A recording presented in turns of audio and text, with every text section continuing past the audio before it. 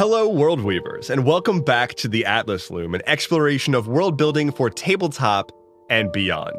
My name is Endeavorance. I am one of your hosts. I am joined, as always, by Diana, a woman who recently won the World Yo-Yo Championship. I want to know what your strategy was going into that. Yeah, I actually just went through beforehand, snuck backstage, tied everyone else's yo-yos into knots, and then left a threatening note saying something along the lines of like it was like an around the world pun. No, that was a bad start. I swear to God, I had a thought for where that would go that would actually be a pun, and then halfway through, my brain was like, you don't know puns. Let's quit this. What's a pun? Thank you. I'm here. I'm not actually, dude, I remember being a kid and like going to toy stores and buying a yo-yo that was like $2 or $3 and having that be just like the focus of my existence for the week after that. And I saw so many videos of people doing like cool tricks, like walking the dog and all those other ones that I don't know the names of. And I was like, I'm going to learn how to do all of this. And I could barely get it to go up. Oh, yeah. I feel like yo-yos and slinkies became your entire personality the moment that you had one. And then, like, object permanence, not fully developed. It's in a different room after a couple of days, doesn't exist anymore. So, like, whatever. But I never got to the point where I got a couple of those, like, advanced boy yo-yos, that ones that you could hold. Like they would go down and spin or whatever. And then you could like pull them back up. I had a couple of those that I was able to do that, like a walk the dog situation. But like that's about as far as I ever got in my personal professional yo-yo career. Right. Your yo-yo career, which is your side gig up to this day. Yeah. They called me Yo-Yo Ma. Do you remember? Okay.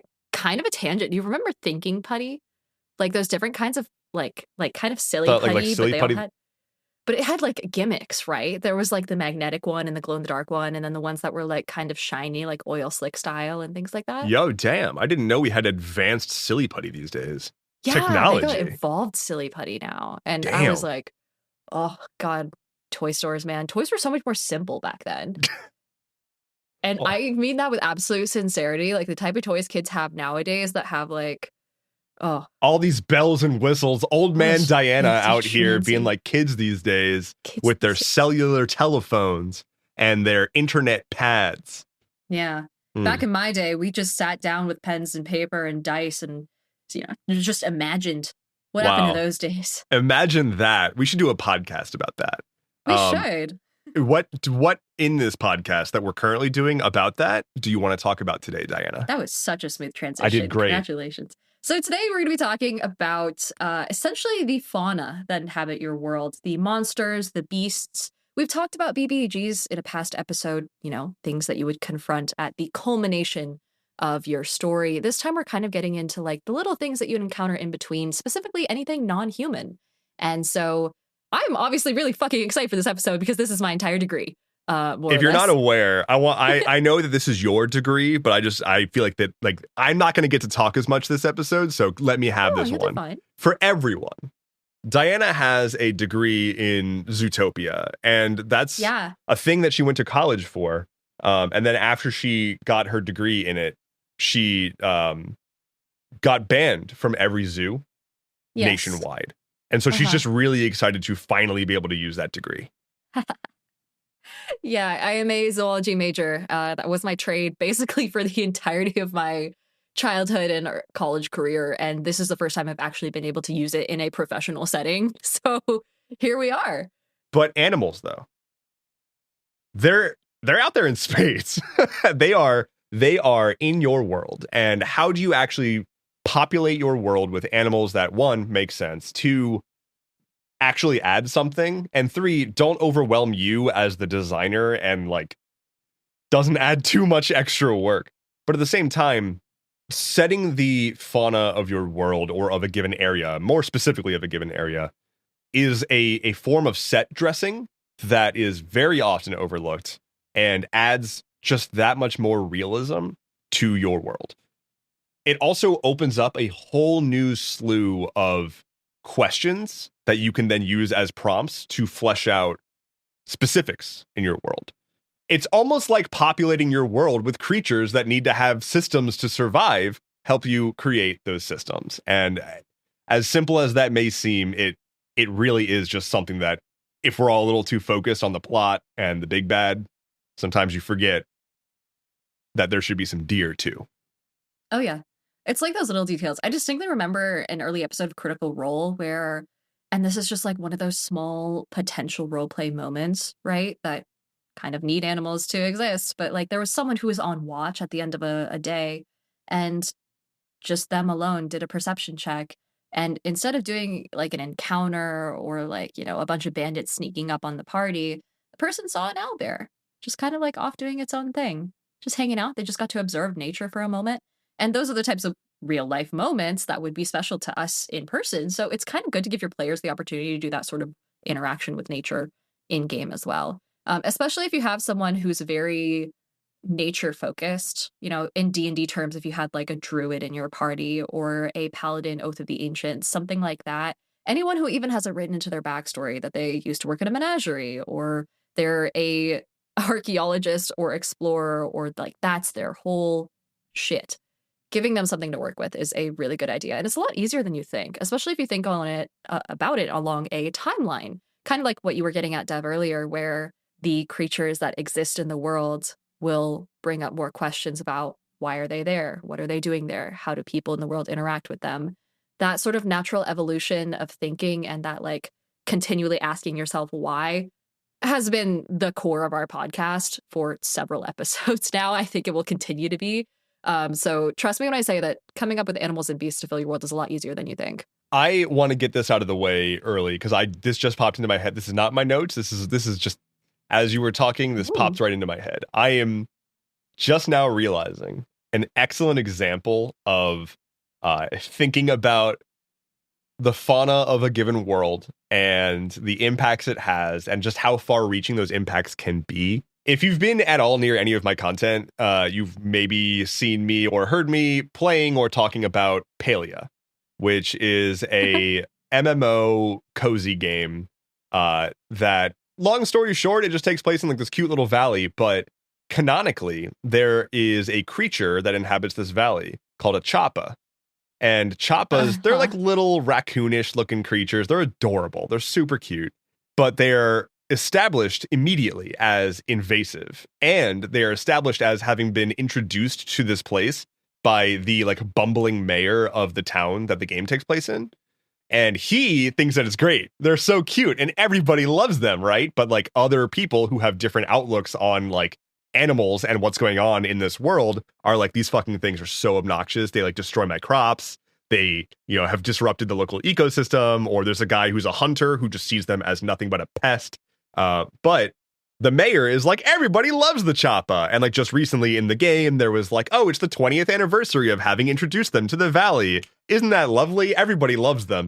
Dude, invasive species is a really good call. I want to get back to that, but it reminds me, wasn't there like some fucking Shakespeare play a long time ago that was like brought over into some other country, and as promotion for the play or as like kind of set dressing, they released a bunch of starlings into a certain ecosystem, and ever since then they've been like invasive or a problem or like non-native because of that one fucking play.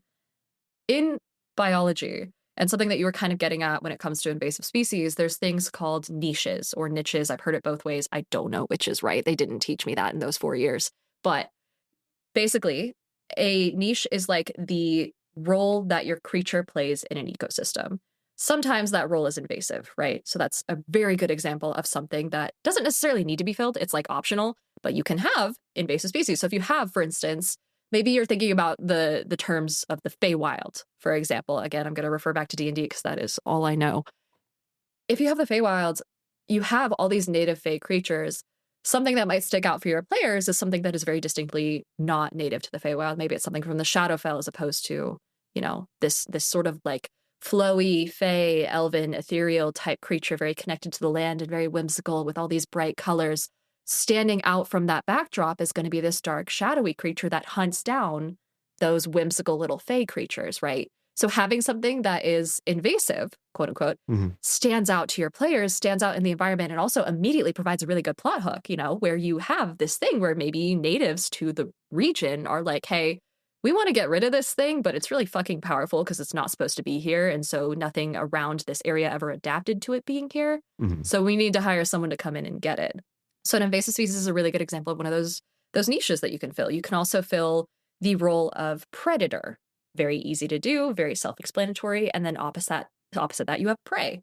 Thinking about like kind of the food pyramid. What's the herbivore in your world? What's the first like trophic level above that? What feeds on the herbivores? What feeds on the things that feeds on those herbivores? Depending on how detailed you want to get. You can also think about symbiotic species to each of those species.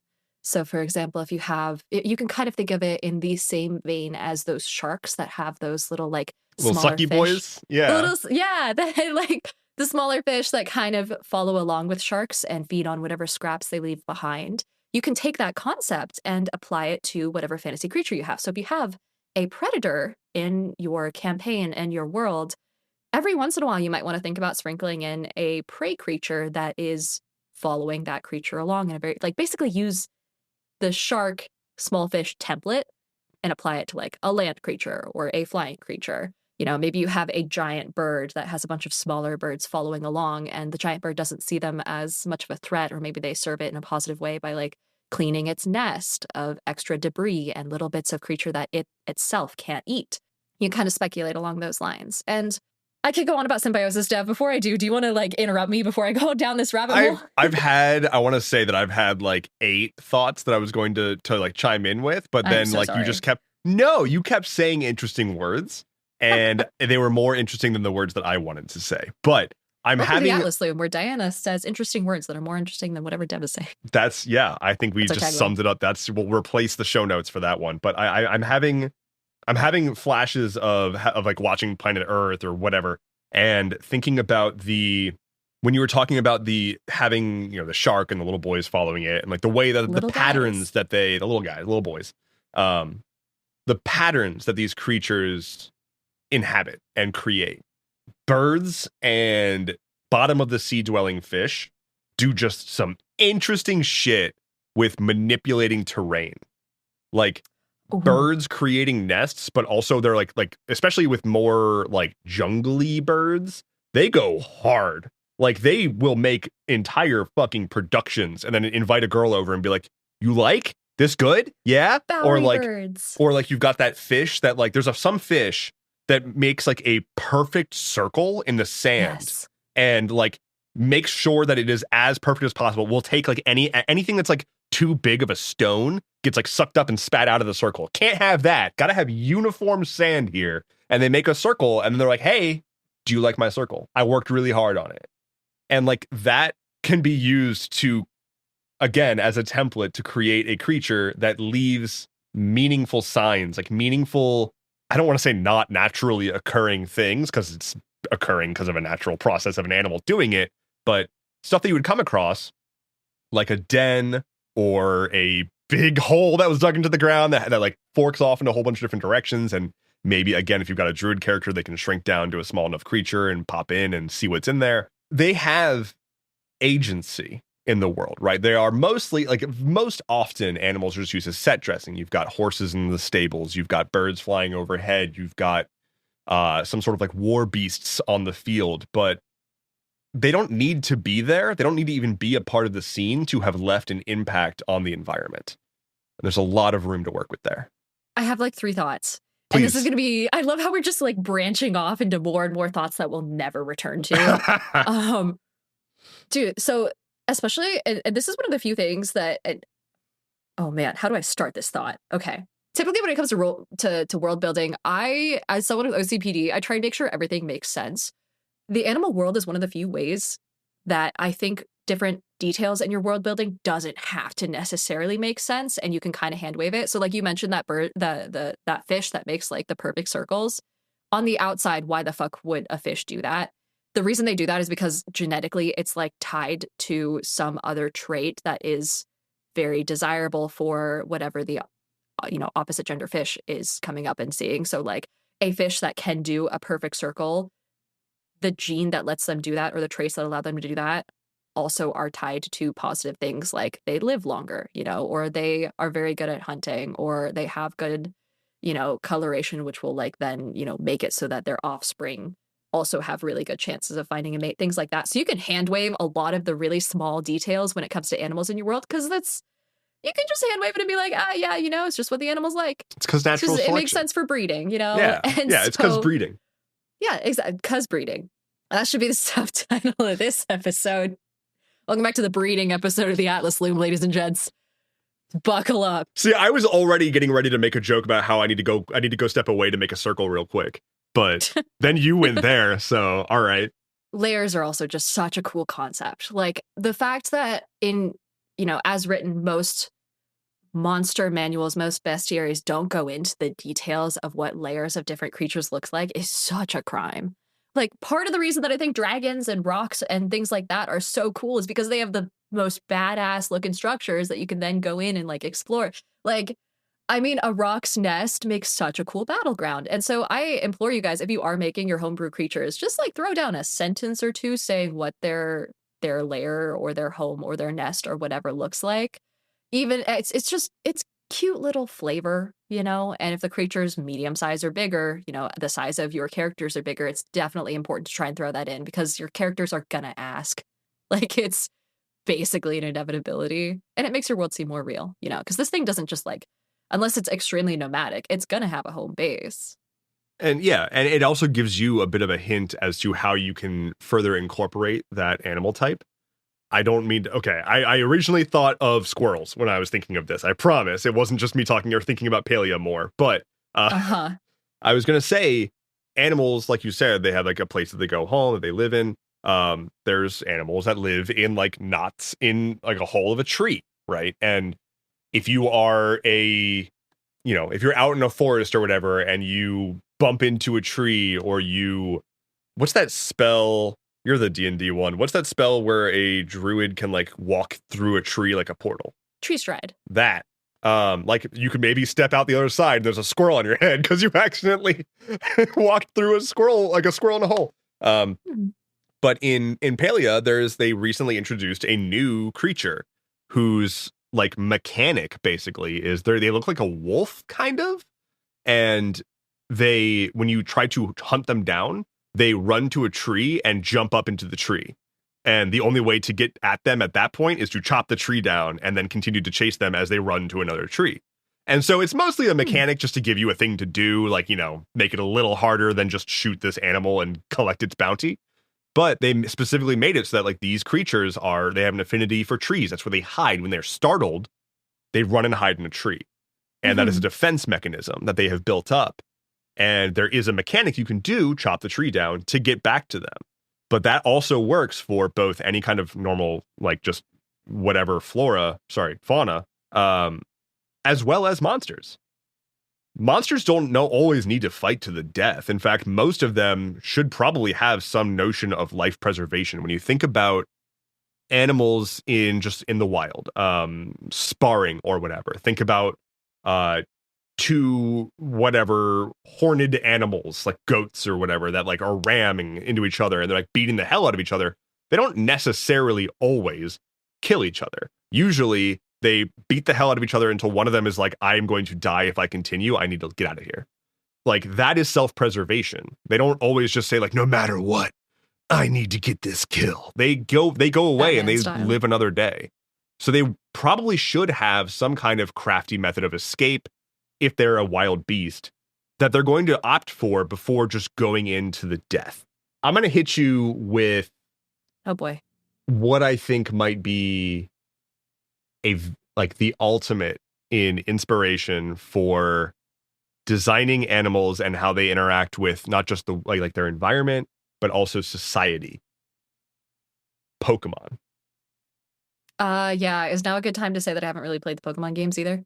I mean, I have come to assume. Yeah. But sorry, like audience. you are aware of Pokemon, right? Yeah. Yeah. So in the show, the games, whatever, like there are so many Pokemon that have so many wild ass abilities. They're all like literally magic, and some of them are creatures, and some of them are an actual like just flying magnet or isn't there a keychain? Yeah, or one of them is a literal sword that evolves into a sword and a shield.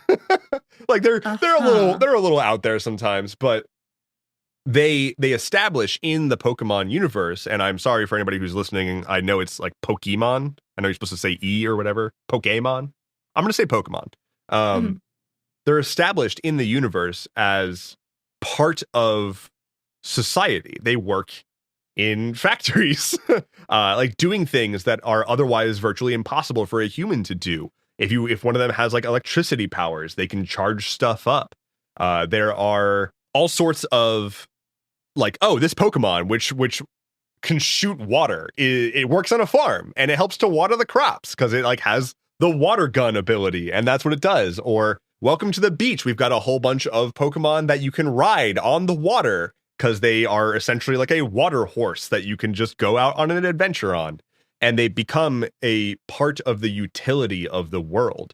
It's very similar to having a world where like magic is running rampant and like everybody just has like spells to do everything.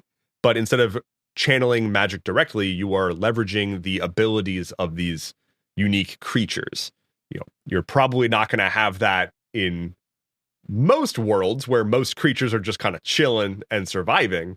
But in a world where creatures have inherent magic abilities, or if it's like a monster that's not necessarily evil and has a like can be domesticated or is assimilated into society, or maybe accidentally is benefiting society through some process that they're doing otherwise that we don't care about, i.e., clams making pearls, they have an impact.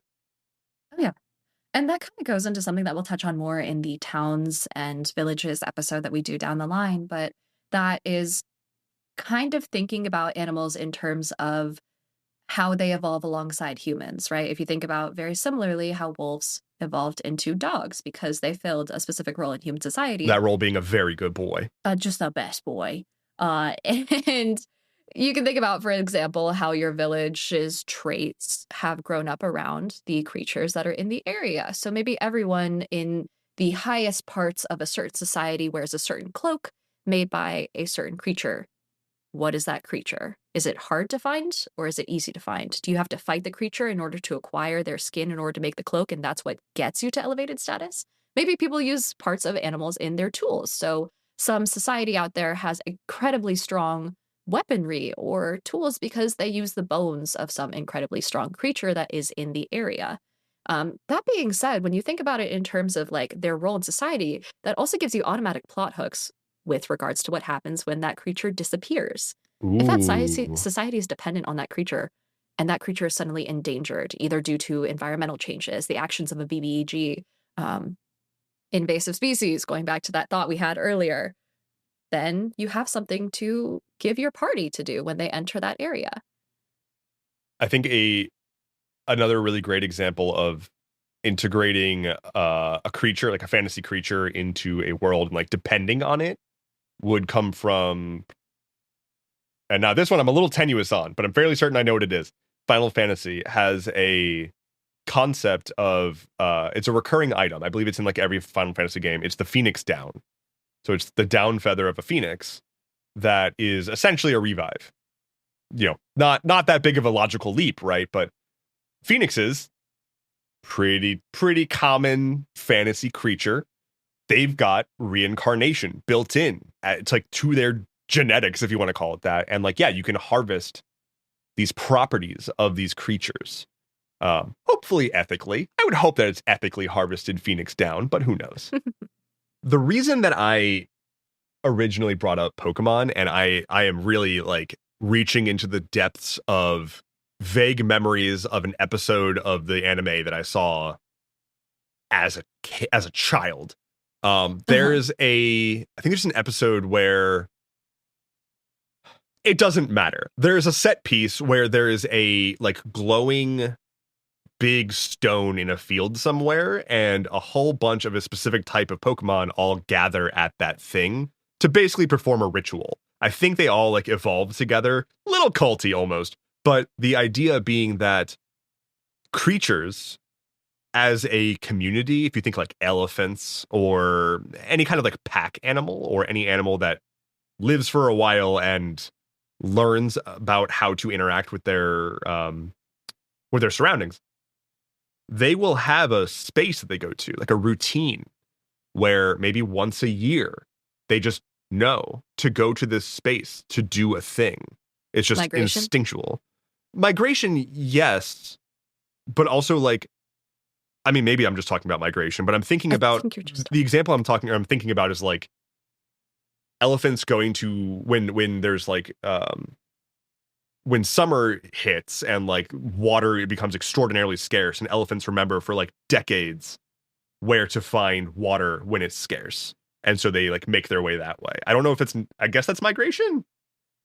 Is that I migration? hate to be the one to tell you this, Dev, that you're just describing migration. But that is a really good point. I just thought it was going on a little water trip, going on a little water run. It's just a little water break. It's Yeah, just I a didn't go for a 10,000-mile water break. Well, no, Just going on is a it stroll. 10,000 miles? No, I'm talking. Okay, Okay, when I think migration. distances. So here's the thing: I am between the two of us. I'm the one that knows the most about animals and zoology, and Right, yes. think that migration is when bird go right. My bird go up in sky and then out far. That's migration, right? Yeah. When elephant just take a quick hop, skip, and jump to go drink some water, that's just heading down to the tavern, baby. Uh-huh. My soul hurts. Yeah, I'm out of my element. Anyway, this episode is sponsored by the movie Migration, which is out in theaters right now. What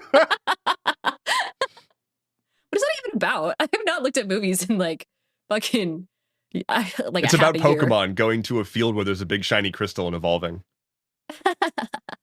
Speaking about evolution, another interesting thing to think about when you're thinking about, either animals or just straight up regular monsters or even humans, like this applies to pretty much anything that lives, is that pretty much its entire evolutionary existence and the reason it has any traits that it does, except for creatures that were created in a lab or whatever, or created by the gods, which is always a good throwaway if you're like, I have no idea where this animal fits in the evolutionary tree. Created by the gods like me. All right. Then you can always just you hand wave it by saying, oh yeah, those deities, man, they just threw out some shit one day. Now we have owlbears.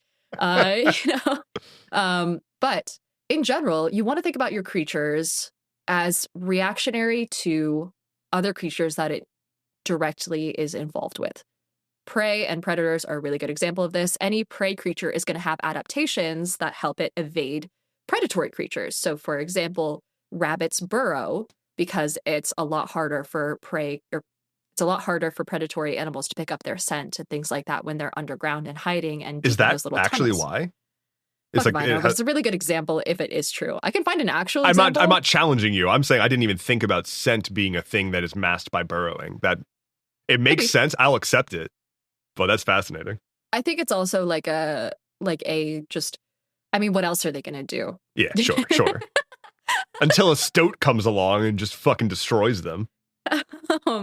There's better examples. But that being said, creatures who are predatory are going to try and evolve around that. They're going to learn to dig. They're going to learn to have better senses of smell. They're going to try and be ambush predators so they can catch the rabbits on the way out. Things like that. A better example is like seals. They tunnel into the ice and ice sorry, is this a touchy subject? No, I'm shocked. What? Yeah. This is what happens whenever I talk about animals. Fucking buckle up, audience. So Hell seals, yeah. right? Hello, it's me. I'm the audience. And this is a very, very easy to grasp concept as far as what's that I have in my head right now. So hopefully this lands. But seals, they make dens because they can't just swim all the time. They'd lose energy really quickly, and energy is hard to come by in every environment, basically. It's a constant fight for survival. And so in order to preserve energy, they have these little dens built into functionally the underside of ice flows. And that is where they rest. That is where they raise their babies, their pups. In adaptation to that, polar bears, since they also can't swim forever, but they also have a hard time tracking seals when they're in water, have adapted to this strategy where they will try and listen or like sniff out where those seal dens will be just underneath the surface of an ice flow. And then they'll go up to it, they'll sneak up, and they will full on like jump and slam themselves down to break down into the seal den and then yank Turn out the down seal. for what? Holy shit. Wait a minute. And that's amazing. I'm gonna fact check this real quick, but yeah, so they either break down into the seal den or they like just wait and ambush the seal.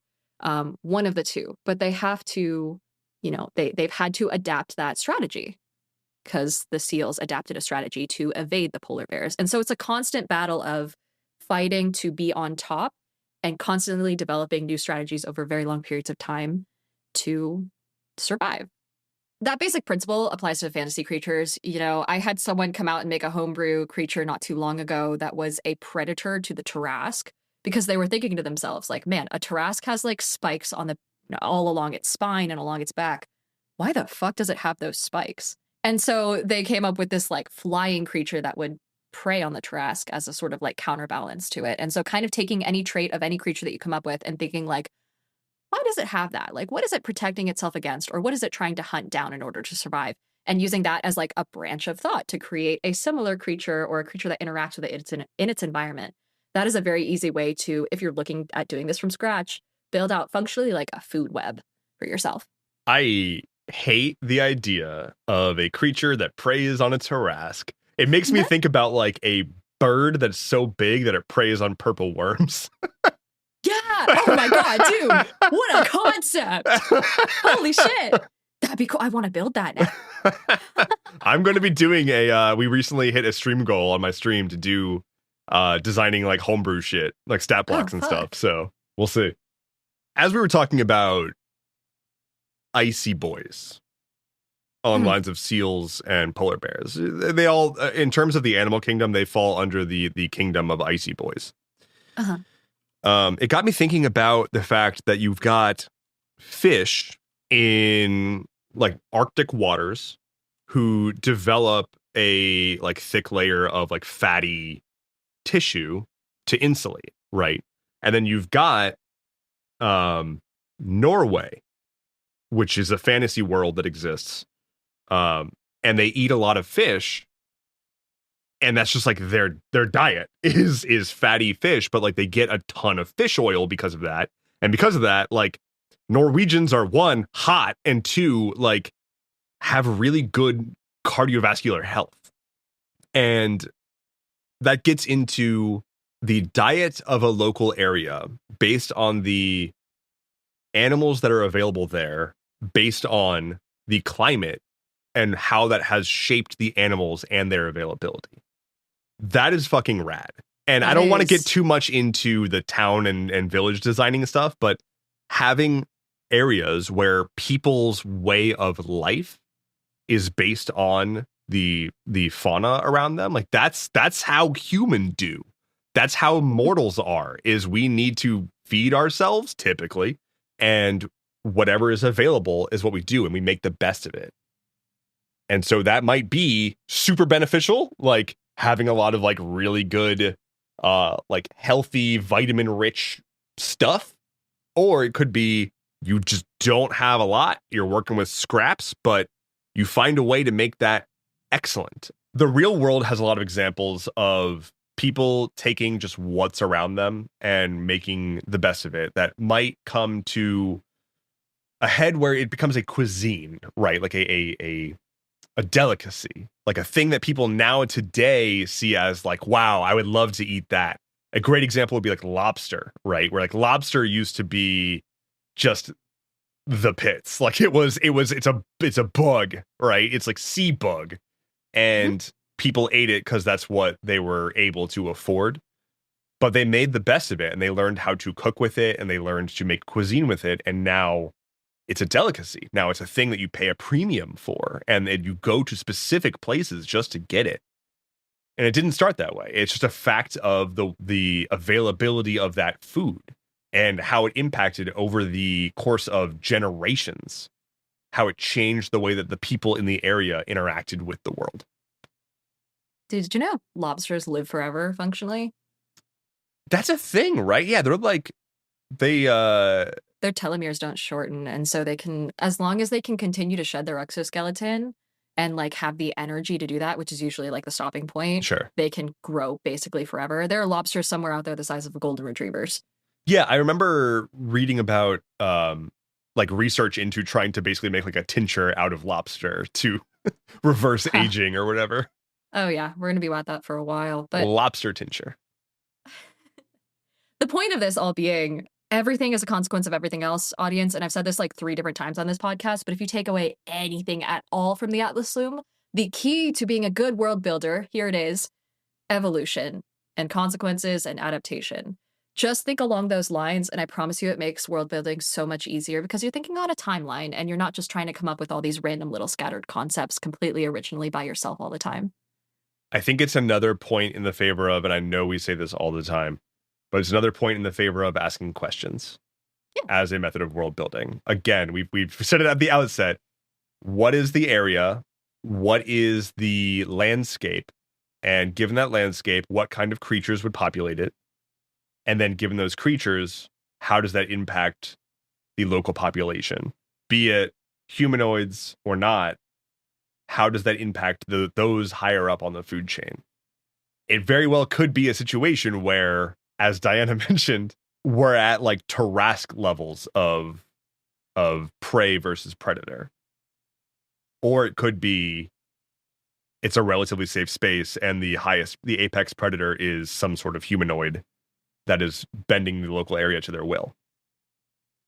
But even in a scenario where there's the massive, massive predators that are way bigger than anything that we know in this world, that doesn't erase the lower level, literal groundwork being done by the smallest of creatures, the worms that are recycling the soil and making it more nutrient rich, or the bugs that are feeding the smaller creatures that aren't necessarily like, I guess if you're a creature that eats bugs, you're a predator, technically. Yes. Like a possum is a predator, I guess. Yep. Yeah. I guess what I'm trying to say is biology, and this is true, is complex. I might be the first person ever to realize this. Yeah, you definitely are. I should have had my fucking degree on in the background of this video this entire time. That would have been such a good bit. I It have would have to, doxed hey, the shit out of me, but I swear it would have been good. Just slowly reach for it.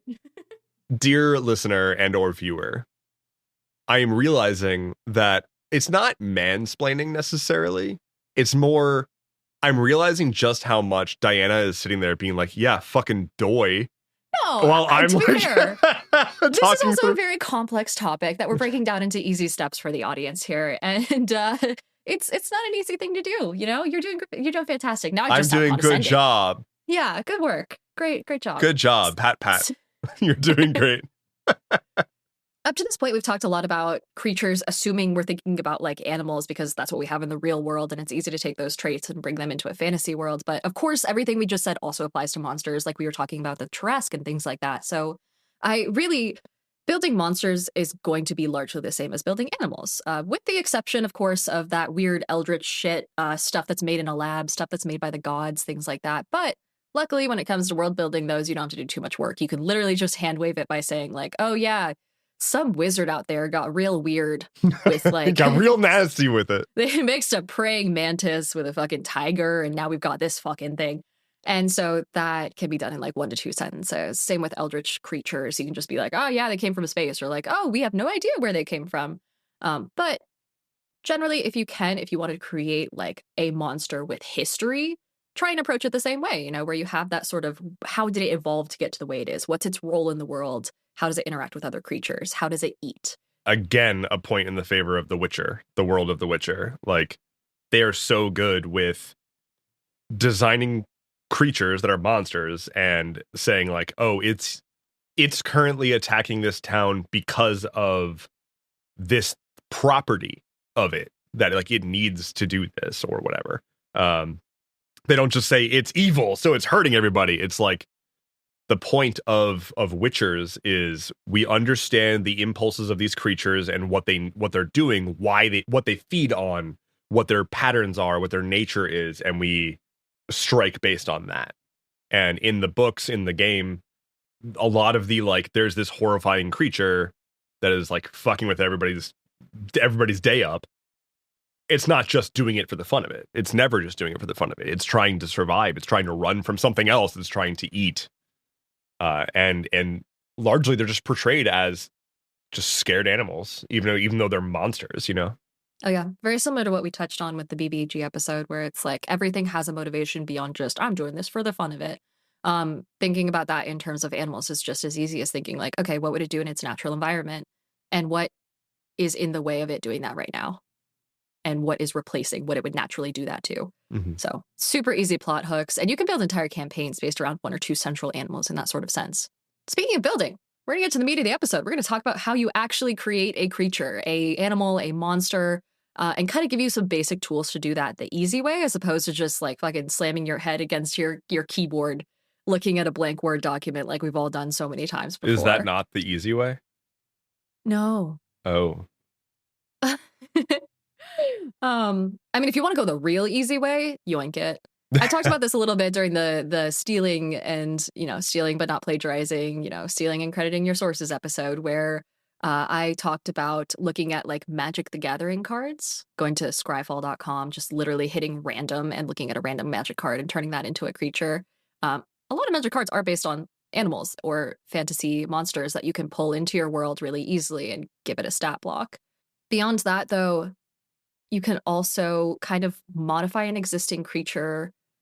This is all just going to be callbacks to previous episodes, but if you remember the body horror episode, which you should also go watch, one of the ways that I created new fantastical creatures that had this sort of body horror aspect was modifying very specific things about them. The number of limbs, the composition of their limbs, where their limbs were placed on their body. You can do the same thing with animals and monsters, just make it a little less fleshy and horrifying. So just slap some fur on it, you'll be fine. Put more fur on it, it'll be cute instead of horrifying. I mean, basically, like, you can splice monsters together. An owlbear is a fucking owl and a bear. Like, that's where the bar is at. So you can do whatever you want. Okay, I will say on that subject, I know you haven't seen this, but in the Avatar universe, every creature is a hybrid creature. Every single creature is something hyphen something. There are, like, instead of horses, they have, like, emu horses that they always ride, so it's just like 2 feet and they're just like riding on this like bird horse thing. That sounds terrifying. It's to the point that like literally everything is a hybrid, and it's to the point that there's a gag later on where the king of the Earth Kingdom has a pet bear, and everyone's like, you mean platypus bear? You mean Really? what's a bear? Like they go through all the different combination bears, but it's just like, it just says bear, and they're all like confused by this. And it's just like the only like literal bear in the world. Everything else is two animals squished together. Oh, fucking wild. But yeah, that would be like baby steps type creating a creature. Yeah. Just pull bits that you like from other creatures. Yeah. I think one step above that in creativity is taking a creature that already exists in the game and modifying some elemental aspect of it or some kind of like core version of it. We talked a little bit about purple worms earlier, for example, right? Those already exist in D&D. What about other colors of worms? Do they exist in different environments? What if you take a purple worm that exists in normally a desert environment and you put it in a forest? Is it a green worm? What if you have one that's like moving through, sorry? A mauve worm? Mauve, a puce worm. Chartreuse worm? Yeah. A rainbow worm that only comes out in June. The fucking trans pride worm. Oh my god. Oh. But put it in a different environment. Think a little bit about how that different environment would change its adaptations, like we talked about earlier. So maybe there's like a lava worm and it's resistant to fire damage and it's red. It's as simple as that. That's like the next step. You can do the same with like, and this is so simple, damage types. And, so what's that guy in D&D that shoots lightning out of its mouth? Is it a Bahir? Yes. So take that, make it acid or something instead, something that's not lightning, and boom, you've increased your repertoire of creatures. Instantly. Not me searching Bahir to make sure that I'm not about to get fucking steamrolled by, it's lightning either breath. that or a salamander. It's Bahir, yeah. Sick. We are good. Look at us. Fucking, we're D&D content creators. I've DM'd. I did that once. Right. I did that once a lot. God, and that kind of goes into like the whole concept of families of creatures and like, oh man, this is a slight nerd tangent, but back when I was first starting to DM, and I still have this urge to this day as someone with this fucking degree that I can't do shit about, is I've wanted to map out all the creatures in the monster manual that aren't the product of the gods or some sort of experimentation and put it into like a full-on evolutionary tree. I like that. And just like put all the oozes together, and figure out which gods created which creatures and make a whole like splaying. You have obsidian. This is my thing. Okay, this is my fucking Put all the my bread and oozes butter. together. Yeah, All the different the genus of gelatinous cubes.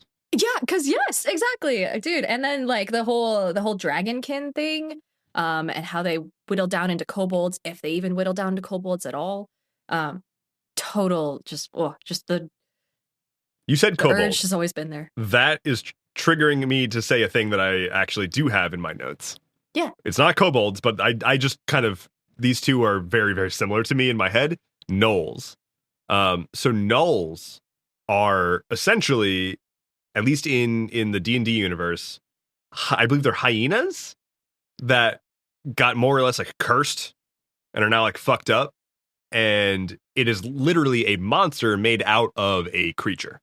That's a nice little marriage of the topics we're talking about here, of designing. If you have an area that has a whole lot of a given type of creature, and then maybe you mix in a little bit of some shitty wizard did something, and now there's a curse or a disease or whatever that permeates through this population that can cause them to transform from some relatively inconsequential animal into a serious danger of a monster. Dude, oh, that makes me think of like, and especially because gnolls are so cannibalistic, and that's kind of what makes them a whole thing. Thinking about like humans and how they turn into wendigos and things like that. And thinking about the mythology of that creature's genesis. Oh, so cool. We need to be careful because we could probably do an entire different episode on cryptids now that I think about it. Yeah, yep. It would just evolve into another. That's just like the the level of hype that I got about the horror episode married with the level of hype that I'm getting about this episode. It's gonna be me sitting in a room and just talking to myself and being like, and another point. Just, I'm now picturing an episode of the Atlas Limb that's just Diana sitting on the floor in a dark room, just rocking to herself, being like, "But Wendigos, though, we need to talk about the Wendigos now." Anyway, thinking about creatures and closely related creatures and trying to bridge that gap is such a cool way of going about things. In a similar vein, and this is probably something that's even more advanced than just switching up, some of the limb numbers or the elements or the biomes that a certain creature lives in to make a new creature.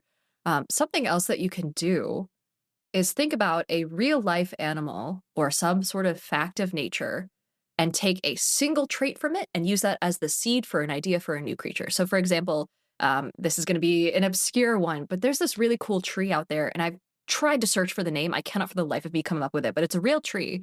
And it's kind of, I believe it's related to mistletoe or is similarly parasitic. And it looks totally mundane, but it does this thing where the roots will dig down and then across to find the roots of a different nearby tree.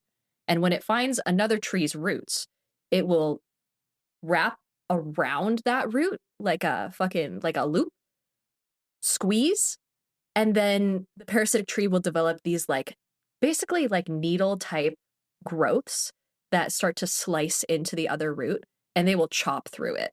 And then the parasitic tree will then basically siphon away the nutrients from that victim tree's roots. And it's actually a problem because these trees will go down and they'll like sever power lines and or like underground cables and things like that. So taking that as a concept and making it into a creature, right? You can think about that sort of guillotine type aspect and think of a monster that has tentacles that do the same thing. Like its entire battle strategy is to wrap around something and then over the course of several turns slice into it. And that right there is you have a battle strategy. Now you just have to figure out what it looks like. One, horrifying. Two, Yeah, nature's metal as hell. it is. If Never you like. guys, Don't oh, forget that. part of the reason I'm such an animal nerd is because when I was a kid, I read this one book called Mother Nature is Trying to Kill You. It's by Dan Riskin. It's my favorite book in the world. And if any of you guys are budding animal nerds out there, it's not high level. It's not technical at all. It literally just talks about different animals in the real world animals. Not talking about fantasy here. Scary as shit, real animals. And it breaks it down into categories based on the 7 deadly sins. Ooh. And it talks about them in terms of like the wrath chapter is all about creatures that will do absolutely horrible things for the sake of hunting or even just for fun. uh, it's so cool, and just talking about the adaptations that those creatures have, and it's very very approachable, very easy, and honestly it's fucking hilarious as a book too. Highly recommend. Great inspo. But yeah, you can take a bunch of traits like that. Like if you look at a frog's poisonous skin, take that, Mm. use that as the nucleus for a creature. Bioluminescence is really good, or maybe attraction to light, the same way that moths have. Some creature, just fucking go to Wikipedia, click around a little bit on different genuses, wait till it spits out a creature, and then try and find some trait of it that makes it unique or even just mildly interesting. Separate that out and build a creature around it. That's what I like to do. I'm now just picturing like some adventurers. They're sitting around a campfire. And the Mothman shows up just because he's attracted to the light of the campfire. Just sits down and he's like, what are you guys up to? Just like, very bright. I like this. One other piece of advice that I have is you can make entire like trees of creatures by thinking about the different like life forms of it. So for example, if you have like the spawn version of a creature, like the larva, and then think about like the adult form and then maybe like the hive mother version of it. That's how we got the idea of mimic colonies, like in the OG D&D, there was just mimics, but nowadays we have mimics of different sizes and whole house size fucking mimics on the other end of things. So kind of thinking about it on a scale of colonies is always a pretty solid idea, and thinking like, okay, well, what form of this creature would be best suited for different roles within that colony to support the colony. You can create entire fucking dungeons of creatures that way. I think it's a lot of fun as a little thought exercise.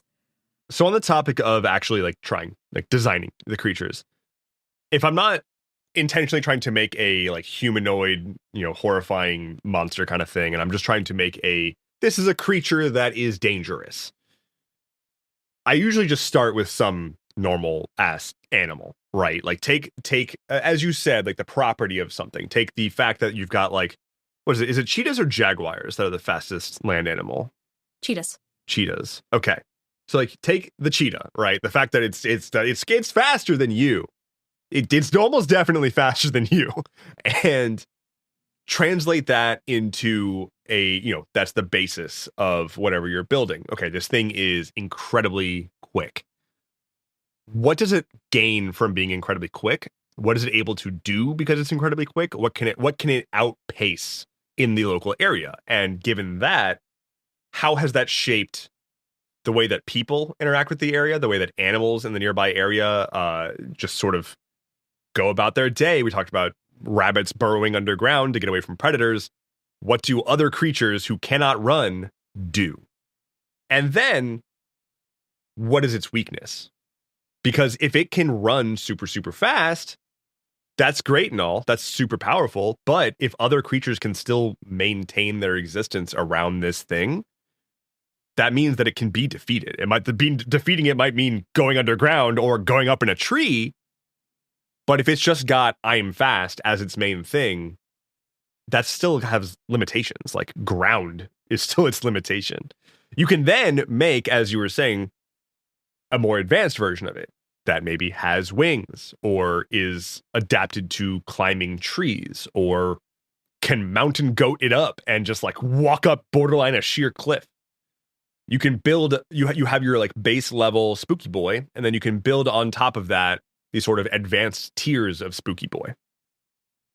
I really like what you said about the colony of mimics and having like a dungeon that just has varying degrees of a given monster. Because that is also, to some degree, how herds of animals can function. You've got the babies who, depending on the animal, could maybe still kind of fuck you up a little bit. And then you've got the big old, I need to protect the pack, mamas and papas who will skewer you on a moment's notice to protect their young. There's a big range there. And when you get into the world of having, one, the paintbrush of being able to do whatever you want, and two, magic, it can be more than just here is a small rhinoceros and here is a big rhino. Actually, no, fuck that. Here's a small hippo and a big hippo. Because hippos are much scarier than rhinoceri. Hippos will fuck you up. A big hippo is scarier than any fantasy creature I can think of, actually. But a hippo with wings, that's actually scarier. But yeah, you don't have to limit yourself to just like cubs and adults. You can have variations of them. You can have elemental variations of them. You can have environmental variations of them. You can have a jungle version of a creature, a desert version of a creature, a sky version of a creature, hell, a space version of a creature.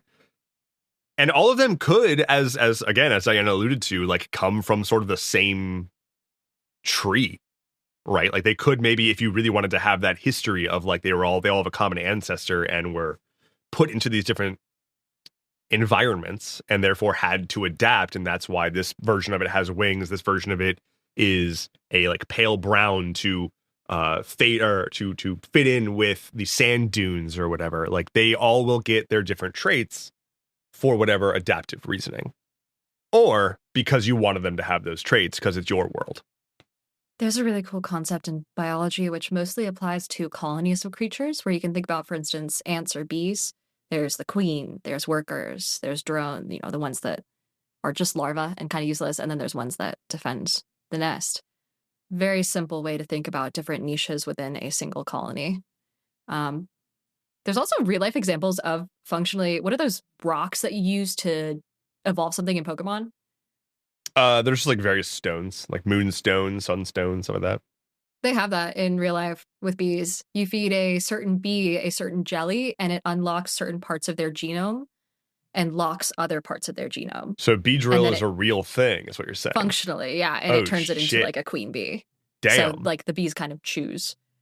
A piece of advice I would give just at large when creating monsters or just types of enemies in general is to make those variations, is to make variants.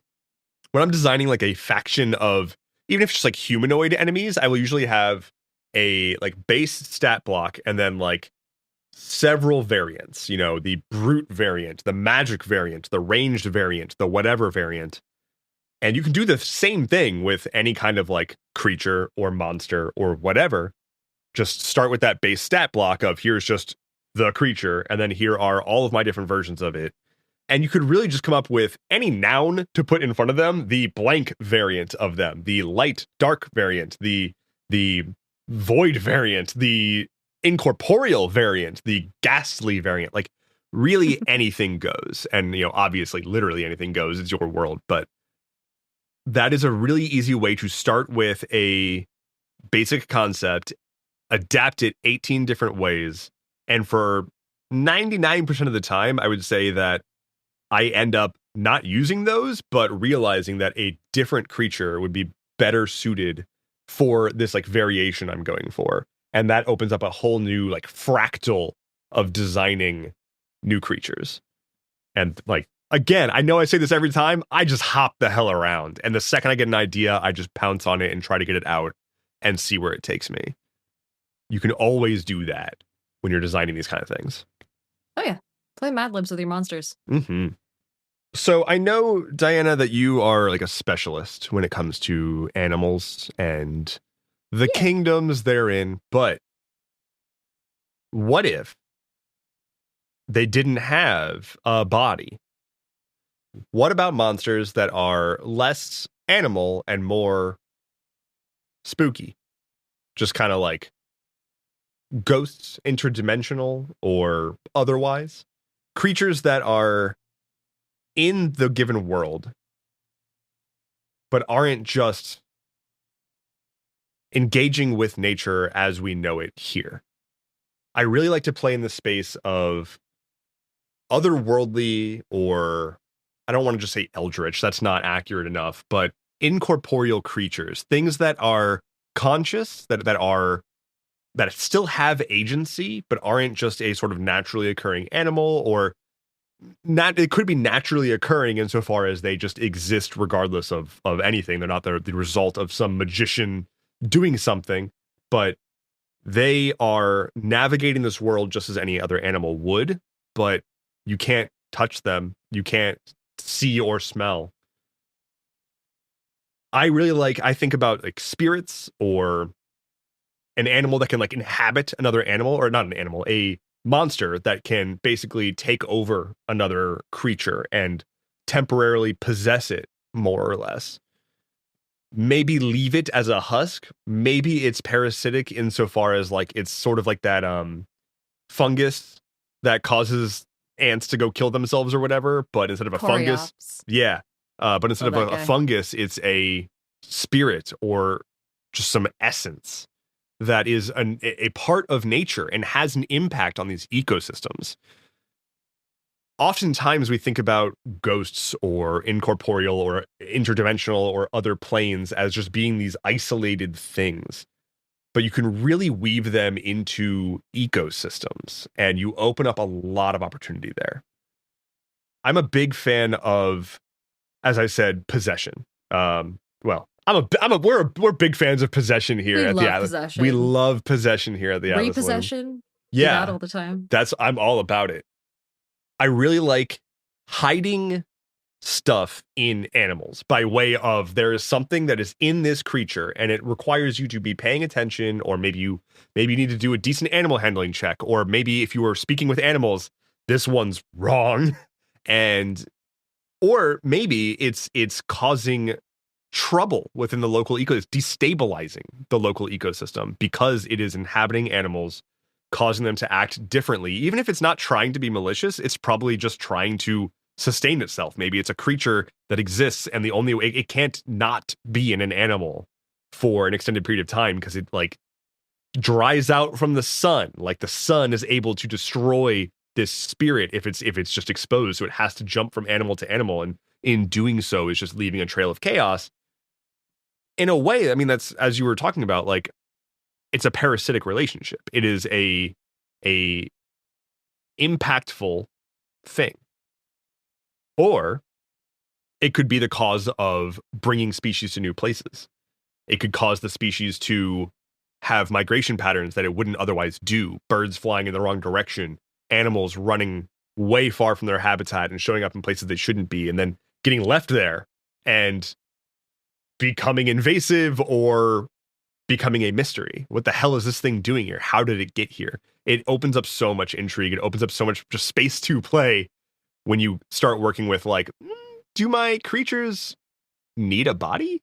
Fucking love parasites, dude. Not enough people make parasites. And there's so many cool parasites in real life that you could adapt from too. It's just, oh, so good. And such an unfilled role when it comes to tabletop games and the bestiaries that come with them. So good. You said there's so many good parasites or so many parasites that you could pull from the world. The only thing that came to mind, like the first thing that came to mind was landlords. I was just gonna say landlords. So when we're talking about building the true scariest monster, landlords are great inspiration. When it comes to the Atlas Loom, I do try and give you guys like a couple basic questions that you can ask yourself because, like we've said several times, it really is just a process of asking yourself things. And when it comes to the creatures that you build, you can kind of boil it down to at least a couple different questions that you probably should answer if you can. For example, like we talked about plenty here, how does the creature's environment and challenges dictate its looks, its behavior, how it's evolved over time? You can also think about how does it eat? Rust monsters in D&D are a really good example of something that has a strange sort of pattern of eating that makes it realistically a nuisance, but also it contributes to how you fight it. Owlbear pellets being found in random spots near campsites or near towns is a really good example of kind of the remnants of a creature based off of the way that it eats. You can also look at like the actual methods that it uses. So, for example, as an ambush predator, does it chase things down? Does it dig underneath and then pop up through the surface, which is a very fancy ambush predator, functionally? Only the fanciest ambush predators will dig underground. Yeah. That's Is it a advanced. scavenger, for example? There's a lot of different predation methods or eating methods, so you can use that as a question that you should answer. How do their senses contribute to how they eat? Which, if you're looking at stat blocks and things like that, kind of boiling it down to, okay, like I have a concept, I need to make sure that it's got stats to go with it. Its senses are something you're going to want to look at. Is it mostly digging underground, so therefore it has like tremor sense? Is it something that has really good hearing because the thing that it chases is usually really quiet and it had to adapt to that? That is kind of what will help you translate it into a usable statable creature in your game as well. I want to interject and just say that what you Yep. just described, for whatever reason, the image I put in my head is how is it? I don't remember what reptile it is, or maybe it's a bunch of them that have that like eye on the top of their head. and its sole purpose is to detect shadow Yes. because it So, is looking to see if it's about to get swooped. yeah. And it's not just reptiles. There's a lot of creatures that have like not really an eye, but just like a straight up organ or cell that just detects the presence or absence of light, kind of like a light switch. That's so cool. Yeah. It's Yeah, awesome. like shit like that you can put onto your creatures, and it's like you're not usually thinking like you have with senses. Like we are usually limited to what we think of as senses. Like it's not necessarily looking at you, but it could be looking away from you, but maybe it has something that it's not seeing you from behind, but it's alerted to your presence by way of, even if you thought that you were so sneaky, but you cast a slight shadow and that tripped its like defense mechanism, that tripped its thing that it has grown to have. Oh yeah. To survive. Can get real fancy with it. So that's another thing that you can ask yourself. Another one is, what is its social structure like, or does it even have one? And you can go as simple as, is it solitary? Does it work in groups? How does it mate? Does it mate and then the two mates instantly like break apart and never talk to each other again? Or is there like a family, like hierarchy, a colony of some sort? Or is it That's a solid metal as question to hell answer. and bites off its mate's head after they're done? Yeah, do that. Please do that. That's so cool. Do that. So how does it interact with its own kind? And then how does it interact with other creatures in the same space? And it doesn't have to be a predatory or prey sense, like straight up, does it tolerate other creatures at the same watering hole? Is it parasitic, symbiotic, things like that? We kind of brushed on that a little bit earlier. And then a fun one that is kind of optional, but I recommend you answer this question to integrate it better into your world is, what do local people believe about the creature? What do people who are learned scholars who have studied the creature know about it? What do locals who haven't necessarily studied the creature but who have grown up with it and like integrated into their society believe about it? Do they think it's some sort of holy creature? Do they think it's a nuisance? What are their thoughts? And what about people who saw it for the first time? What would someone who's new to the area think about this? Kind of in the same way that I imagine the settlers of America fucking took a look at there's like this story where someone took a look at some creature and was like, oh my God, that's a mythical animal. And I forget exactly what the example is. I hope it's a turkey. Like just the fucking dumbest looking, gobbliest turkey. So those are just some basic questions you can answer for yourself. And that already is going to form a really good basis for your creature and give you really good ideas as to how to turn it into a stat block. And when you do so, chances are you can just, and this is a little lazy DM life hack, fucking just take an existing stat block and reskin it. I've done that so many times, like taking an existing stat block and switching out like a single sense for a different sense, upping a stat, downing a stat, changing the color of the creature, the element that it uses to attack. And then I'm like, oh, look at this brand new creature that I made. And it looks totally different. I made this. In D&D, actually, there's a very easy way you could do it. I think the Dungeon Master's Guide actually gives you a format for creating stat blocks by cobbling together other stat blocks. Like if you have a monster of a certain challenge rating, you can look at other monsters with the exact same challenge rating, and one for one, you can switch out any of its stat block abilities or traits for any other, and then that maintains the difficulty level of the creature. Like as long as you do it one for one, you still have the same CR. So you can kind of cobble together a creature like that. That's pretty sick. Anyway, we've given you the tools. You got everything you need to build an environment and the fauna to populate it with. So let's go ahead and move on to weaving some wishes. Wishes. For those who aren't aware, we have a segment of the podcast where we answer your guys' questions. And in order to submit a question, you can email them in to wish@theatlasloom.com, and we may feature it on the episode and kind of make it a teaching moment for everyone. This first one today comes from Abigail, who uses she, her pronouns. And very simple one. Thank you so much, Abby. It just says, what are some good ways to integrate new players into an ongoing campaign? Do I do a session 0 to figure out what they've been doing while the campaign has already started, like in that interim period? Are there other ideas that you have? What are your thoughts, Deb? There's so much you could do. It really comes down to where you're at in your campaign and what the basic premise of your party is. For example, one of the most difficult things, and I think every DM runs into this at some point when they've got some beautiful plot in their head and then a character dies or a new player joins and they're like, shit, what do I do? Which is the chosen heroes thing, where it's like your party, the main party, are the chosen heroes of destiny. They are the ones that are fated to do whatever. And then your friend wants to join the campaign, and you're like, and them too. They're also a chosen hero of destiny. And like that is just a thing that I know that's not the question, but avoid that because that just writes you into a corner and it makes it all the more difficult to bring people into an ongoing campaign. But really, really great ways to go about actually doing that is to just work with the player who is joining your table, determine what kind of character they want to run before if they already have an entire character ready, you can try to work with them on fitting it, retrofitting it into a position. But take an NPC who is integral to the next major plot point and just swap them out to be a player character. If you have an NPC that you know that the party needs to go to get something or to advance the plot, or even if that character doesn't exist, you can just invent it. Direct the party to a plot relevant character who can be played by a player and tag along for a bit until they end up becoming deeply ingrained into the party. It is incredibly difficult to just say, here's a new person, you should care about them. And I get that. And as much as you can, just ask your party to hand wave it and say, screw it, just accept that this person's here, which is perfectly fine. If you want to actually weave them into the story, using an existing touchstone that you were planning on having happen anyway, or having them be a contact of some previously established NPC that's like, you really should meet my friend Steve. He's really great at turning into a bird sometimes. And then Steve is the player character. I guess Steve's a druid. We love Steve here. We love druids here, she says as a druid maid. Yeah, you hit on all the points I was going to. Really, it's just a matter of making sure, and this has to do with any sort of party cohesion, making sure that any member of the party has something that the rest of the party members want. Even if it's just, hey, we have a common goal. We're headed to the same place. Want to travel together?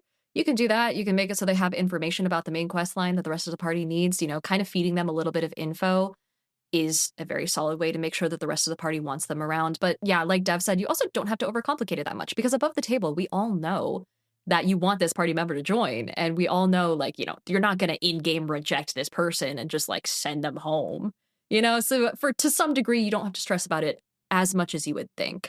If you think about, again, I'm going to use Critical Role as an example because I don't watch that many APs outside of that. When they had Tyrion, I think his name is, step in and Scanlan step out, literally his only like reason for staying with the party was, hey, I'll hire you guys to kind of teach me how to be an adventurer sort of thing. I might be getting that wrong. It's been a while, but like kind of it was very hand waved from that on. Like obviously if it was an NPC, the party wouldn't have said yes, but above the table, everyone knew, yeah, this is a new character. We got to bring him into the party. So we'll do a little throwaway sentence to introduce them and then call it good. So I would look up tips for making sure that party cohesion is a thing, but also like, again, that's not really your job as a DM as much as it is the parties from that point onward. I want to say that a little bonus that you can kind of tug at for weaving them in as potentially an NPC or a contact of an NPC or otherwise important to your plot is if this is a person who's joining your campaign, and I'm just saying this to cover some bases here. If this is a person that's joining your campaign who's just like interested in trying to play a tabletop game and they don't know the first thing about making a character, that's honestly like the best situation because you can deliver a character to them to play.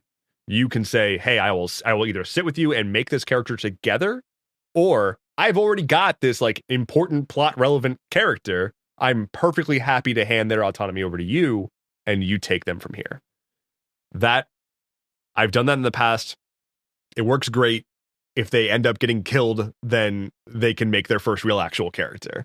And they can use what they have learned from playing this one character to make one of their own. It's a great way to ease somebody in, especially for temporary. If there's a person who's like, I can only show up for a couple of sessions here and there, or maybe it's somebody who's in town for the week and you've got a game scheduled and they're just happen to be there and you want to include them. You can just give them an NPC to play for a little while. Excellent question, Abby. Thank you so much for submitting. Thank you. All right, we got another one in here from someone who goes by Former Future Frog, who uses Zer pronouns. The question is, I am designing a world with gods who don't have a good or evil alignment. I want to have an overarching evil church person who is twisting the words of a god to their will, and was wondering if y'all have any tips with that. Generally, how do you do neutral gods and people who are trying to make them not neutral? Yeah, so for one, I actually find, and maybe this is just me, but I actually find that the majority of the gods that I am building are neutral. Like morality is sort of a concept that in my head is a mortal concept, whereas gods are just facts of existence, and morals are, whether or not they are evil or good or whatever, is like placed upon them by those who are interpreting their words. And so from that perspective, the majority of the gods, I mean, they could be argued as neutral. So that's like one sort of drop, but there are plenty of concepts that can have gods associated with them that are really, I don't want to say mundane, but aren't necessarily good or evil. One could make the argument that the god of war is probably evil-ish or a bit aggro, but like the god of like life and fertility is probably like a good aligned god. But then you've got like the god of the harvest, which, like, there's arguments to be made that like, oh, that feeds people or whatever, but does it? Does this harvest god need to be good, or are they just like, yeah, I grow plants. I don't care what people do with them. I just make plants grow. I don't care about literally any downstream effects. Nature's rad. That's what I do. But you could take that and you could run with either having a person interpret them as the ultimate force of good. They are the one that feeds us, and therefore we must like sacrifice to them to have good harvests. And those sacrifices get increasingly dangerous.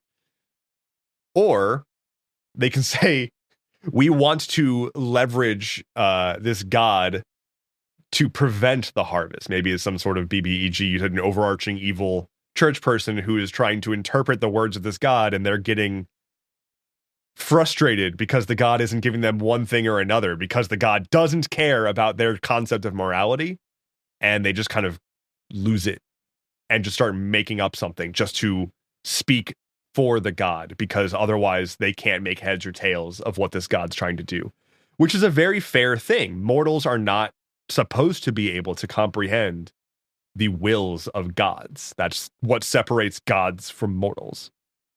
So ultimately, like, you can pick any topic, give it a god, and you can make an argument one way or another. There's some stuff, like I said, that can be more inherently good or evil, but there's plenty more neutral subjects that if you wanted to, you could veer them in one way or the other. I would start with something along the lines of harvest or travel or the day-night cycle, like just things that are just like facts. Things that just exist that don't necessarily have moral implications.